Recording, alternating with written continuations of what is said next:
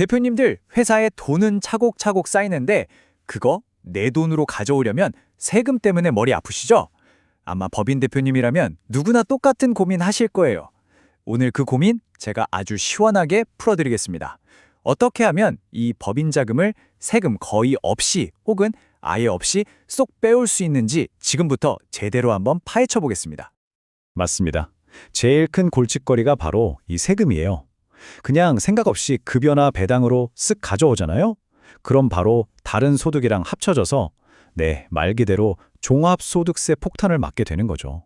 소득이 많아질수록 세율은 막 계단식으로 올라가니까 진짜 열심히 일해서 번 돈의 거의 절반이 세금으로 나가는 그런 기가 막힌 상황이 생기는 겁니다. 그런데 만약에요, 6억 원이라는 이 큰 돈을 세금 한 푼도 안 내고 그것도 완전히 합법적으로 인출할 수 있는 방법이 있다면 어떠실 것 같으세요? 에이, 그게 말이 돼? 싶으시죠? 근데 정말 방법이 있습니다. 지금부터 그 비밀 전략이 대체 뭔지 하나하나 차근차근 까보겠습니다. 자, 오늘 우리가 함께 따라가 볼 예정입니다. 우선 이 법인 자금에 어떤 덫이 있는지부터 보고요.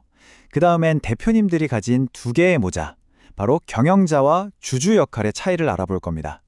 각각의 모자에 맞는 전략을 살펴본 다음에 드디어 6억 원을 세금 없이 가져오는 비밀을 공개하고 마지막으로 그래서 우린 뭘 해야 하나 핵심 요약으로 정리해드릴게요.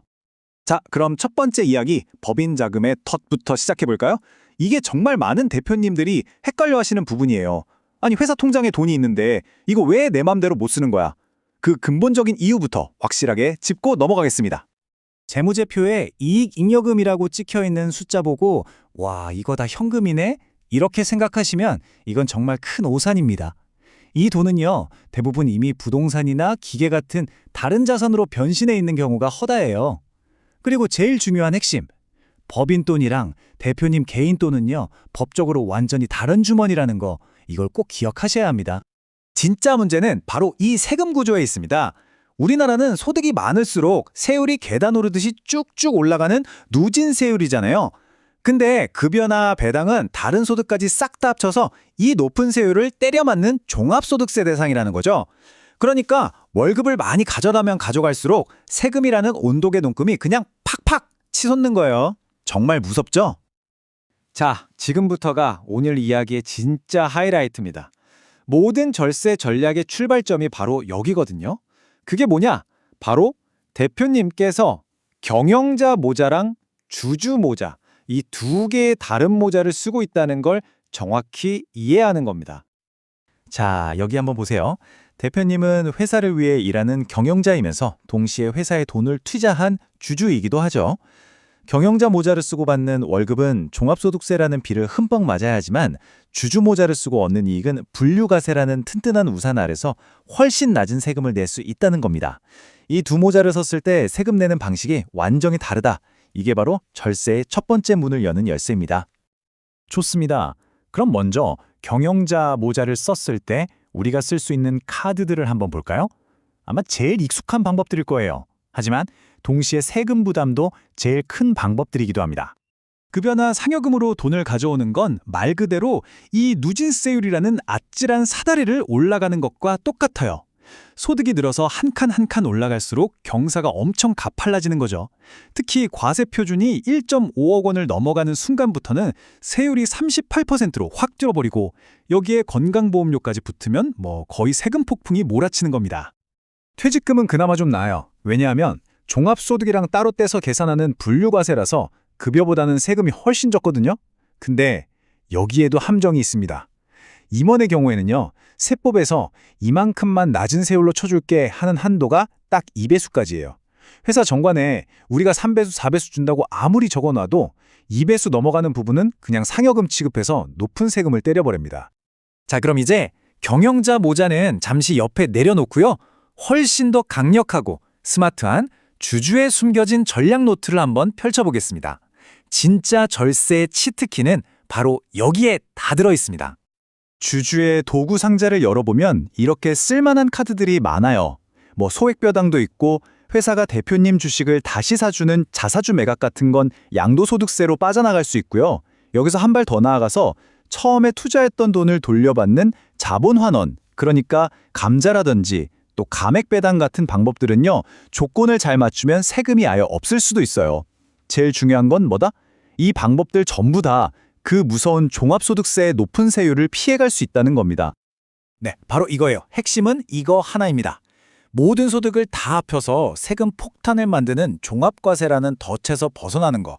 그리고 각각 따로따로 훨씬 낮은 세율을 적용받는 분류과세라는 길을 똑똑하게 이용하는 거. 이게 바로 주주라는 모자를 썼을 때만 쓸 수 있는 가장 강력한 절세 전략의 심장부라고 할 수 있죠. 자, 이제 정말 오늘 이야기의 클라이맥스입니다. 도대체 어떻게 6억 원이라는 돈을 세금 한 푼 안 내고 가져올 수 있다는 건지 그 구체적인 비밀을 지금부터 공개하겠습니다. 이 방법은요, 우리가 방금 본 주주의 전략이다가 세법에 숨겨져 있는 아주 강력한 공제 제도를 딱 결합시킨 겁니다. 이 전략의 핵심 열쇠는 바로 배우자 증여공제라는 제도입니다. 이게 뭐냐면 현행 세법에서 10년 동안 배우자한테는 최대 6억 원까지 세금 없이 자산을 증여할 수 있게 해주는 아주 고마운 조항이에요. 우리는 바로 이 합법적인 제도를 우리의 절세 무기로 쓰는 거죠. 자, 방법은 아주 간단한 3단계입니다. 잘 들어보세요. 첫째, 대표님이 가진 회사 주식 중에 6억 원어치를 배우자에게 증여합니다. 이때 증여세는 0원이죠. 둘째, 배우자는 이 주식을 받고 나서 반드시 1년 이상 가지고 있어야 해요. 그리고 마지막 셋째, 1년이 지난 후에 회사가 배우자한테서 그 주식을 6억 원에 다시 사주는 겁니다. 그럼 어떻게 될까요? 6억 원이라는 현금이 세금 한 푼 없이 우리 가족 주머니로 쏙 들어오게 되는 거죠. 그런데 여기서 정말 중요한 규칙이 하나 있습니다. 별표 5개짜리예요. 바로 1년 보유입니다. 법이 바뀌어서요, 만약 배우자가 증여받은 주식을 1년 안에 팔아버리면 지금까지 우리가 계획했던 모든 절세 효과가 그냥 물거품이 됩니다. 왜냐하면 세금 계산할 때 기준 금액이 6억 원이 아니라 대표님이 아주 옛날에 회사를 처음 만들었을 때 그 헐값으로 돌아가 버리거든요. 그러니까 이 1년이라는 시간, 이건 무조건 지켜야 하는 절대적인 약속입니다. 자, 그럼 이제 머릿속에 좀 복잡하실 텐데요. 그래서 이제 뭘 어떻게 해야 하나 싶으실 대표님들을 위해서 오늘 이야기의 핵심만 딱딱 짚어서 다시 한번 정리해 드릴게요. 이 그래프 한번 보세요. 이게 모든 걸 말해줍니다. 똑같이 6억 원을 회사에서 빼오는데 이걸 급여로 받으면 세금 다 떼고 내 손에 들어오는 돈은 3억 6천만 원 정도밖에 안 돼요. 퇴직금으로 받아도 5억 원 정도고요. 하지만 우리가 알아본 배우자 증여 전략을 쓰면 6억 원이 단 1원도 세지 않고 고스란히 내 돈이 되는 겁니다. 이 차이 정말 어마어마하지 않나요? 자, 마지막으로 이 체크리스트는 꼭 머릿속에 저장해 두세요. 첫째, 이제부터 나는 경영자가 아니라 주주다, 이렇게 생각의 모자를 바꿔 쓰셔야 합니다. 둘째, 10년마다 리셋되는 증여공제 한도는 안 쓰면 그냥 날아가는 돈입니다. 아깝잖아요. 셋째, 주식 가치는 꼭 전문가한테 정확히 평가받고 모든 과정은 서류로 깔끔하게 남겨두셔야 하고요. 마지막으로 세법은 살아있는 생물 같아서 계속 바뀌니까 늘 최신 정보에 귀를 기울이셔야 합니다. 제가 다시 한번 강조해서 말씀드릴게요. 절세는 탈세가 절대 아닙니다. 오늘 제가 말씀드린 이 모든 방법들은요, 합법적인 명분과 투명한 기록이 있을 때만 힘을 발휘하는 거예요.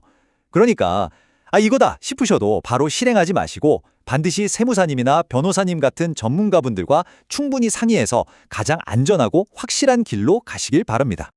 대표님들께서는 정말 평생을 바쳐서 회사라는 튼튼한 금고를 만들고 그 안에 가치를 차곡차곡 쌓으셨습니다.